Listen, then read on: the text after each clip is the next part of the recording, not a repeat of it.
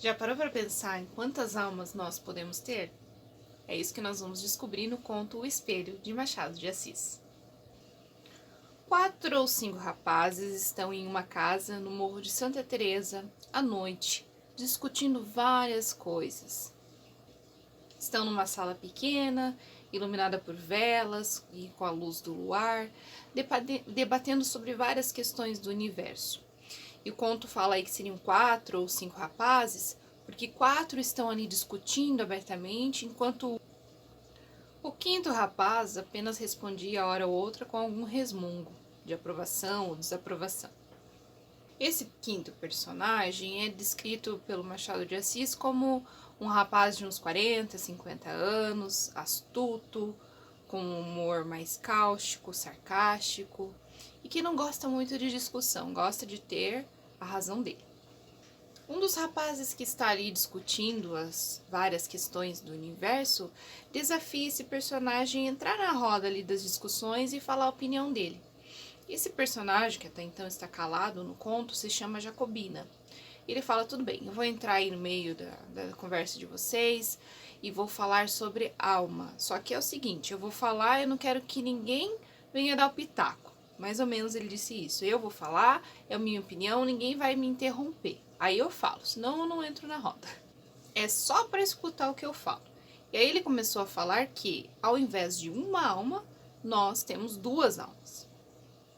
Na opinião do Jacobina, nós temos duas almas.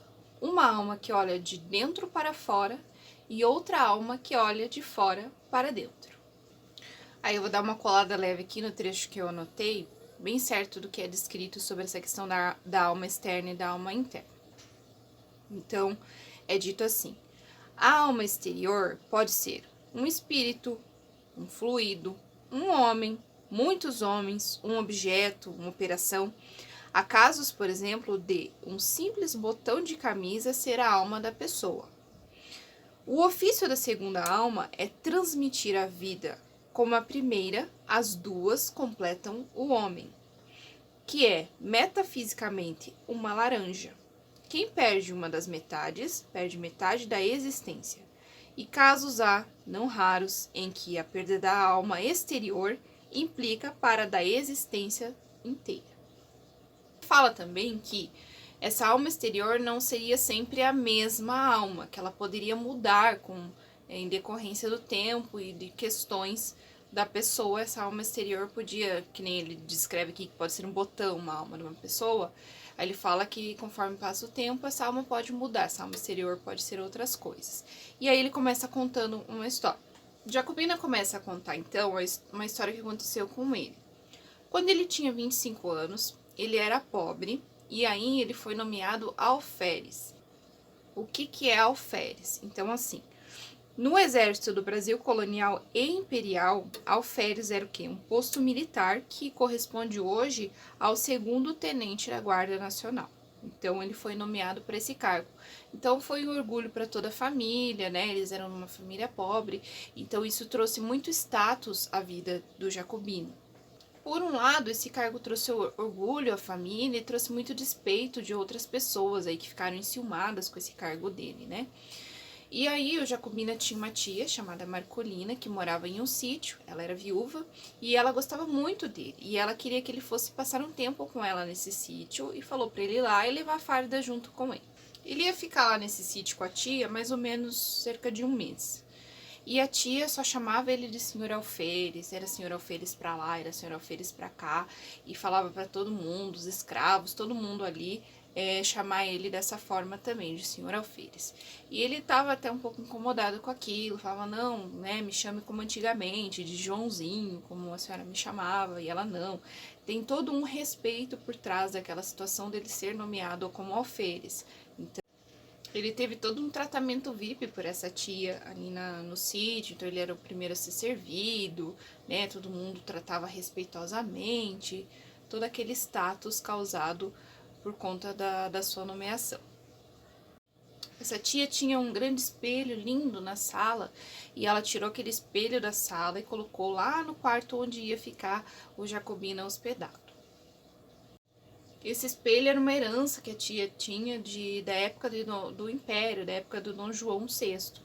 E aí era tamanho o status que o sobrinho estava tendo, né, que ela tirou aquele objeto tão, né, precioso ali, que decorava a sua sala, para dar prioridade ao seu sobrinho, né, ele merecia tudo de melhor, todo o tratamento de melhor lá na casa dela, no sítio.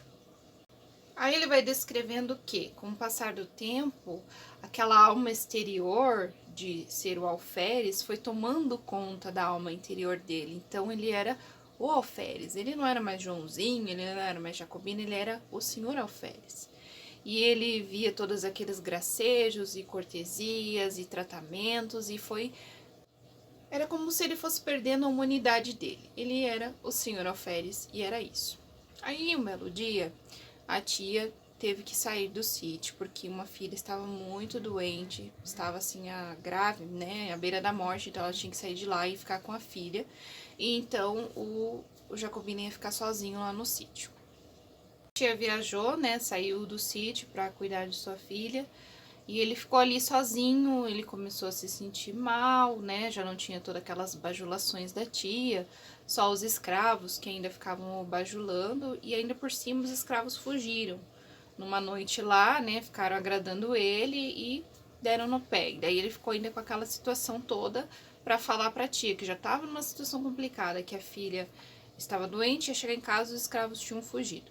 Então ele estava totalmente sozinho naquele sítio. Começou a se sentir cada vez mais para baixo, porque não tinha mais ninguém para bajular ele, para chamar de senhor alferes e tal.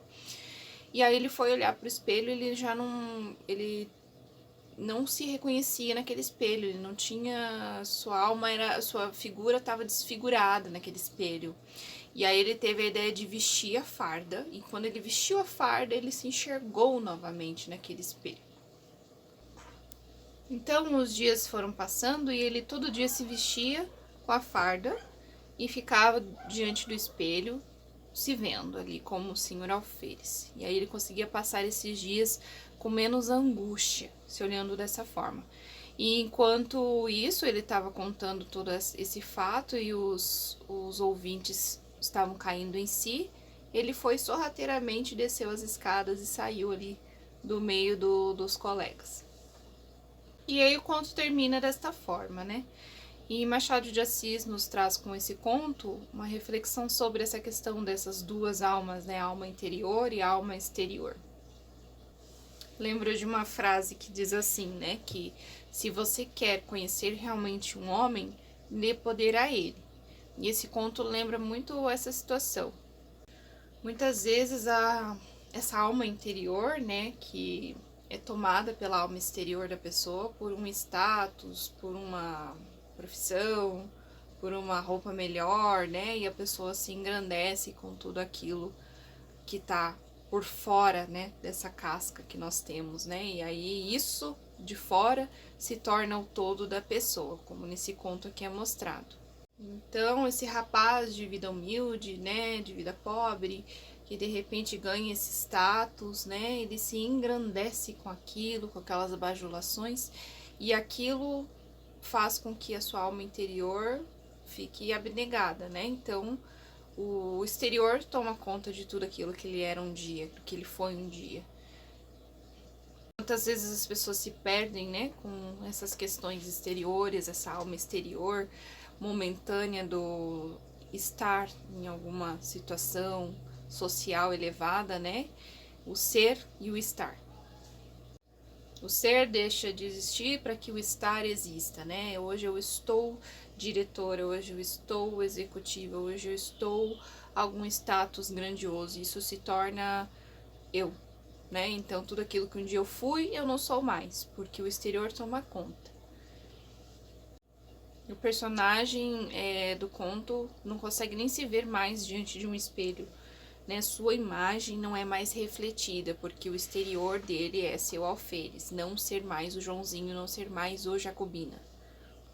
Esse conto é interessante nós pensarmos que, independente dessas mudanças de alma exterior que nós possamos ter ao longo da vida, como o personagem, como é narrado no conto, que essa alma exterior pode mudar, né? Que essa alma exterior que pode mudar ao longo da vida não nos transforme nisso exterior, né? Não, a gente não perca aquilo que é a nossa essência, o nosso ser interno, né? Então, às vezes a pessoa é uma pessoa legal, é uma pessoa humilde, é uma pessoa bacana, ela se torna rica, ela se torna bem-sucedida, ela se torna alguma coisa e ela perde tudo aquilo que ela tinha como essência humana, né? Tem muitas pessoas que conseguem manter essas duas almas, mas tem muitas pessoas que não, que aquela alma externa a torna aquilo que o que ela foi um dia ela não é mais.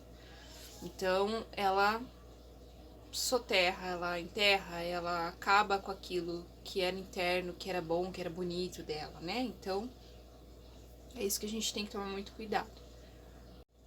Essa analogia que esse conto traz, essas duas almas, né? Então, nos traz essa reflexão de que, independente de onde nós possamos ir, os meios que a gente siga na vida, os objetivos que nós possamos alcançar, onde nós vamos chegar na nossa vida, não nos torne aquilo que a gente chegou, né? Que, lógico, você muda, que nem ele mudou toda uma postura, porque ele era um militar muito importante, mas aquilo que era muito importante de ser um militar, matou aquilo que era bom nele. Então, traz essa reflexão para a nossa vida de que o nosso status social não mude o nosso ser interior, que nós possamos ter ainda a nossa meiguice, a nossa humildade, o nosso jeito doce de ser, né?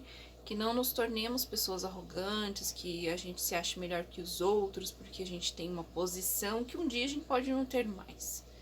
E às vezes, né, quantas vezes nós vemos pessoas caindo desse pedestal que elas têm, e aí elas têm que voltar, né, a ser aquilo que elas eram antes, e muitas vezes elas não conseguem encontrar as mesmas pessoas no caminho, porque elas usaram aquelas pessoas de escada muitas vezes, né?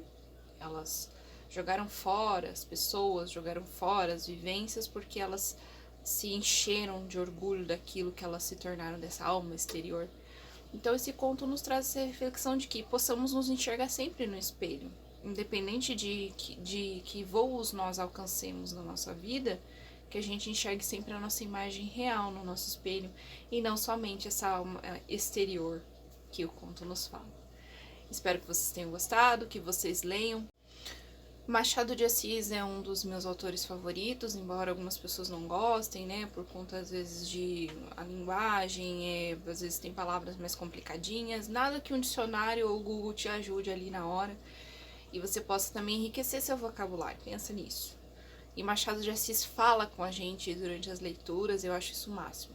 Então eu gosto muito, tendo a oportunidade de ler esse conto, leio os livros. Um livro que eu gosto também, que eu reli, foi o Memórias Póstumas de Brás Cubas, maravilhoso. Assisti ao filme, li o livro e recomendo que vocês leiam também as obras e os contos. Espero que vocês estejam gostando desses vídeos e até o próximo.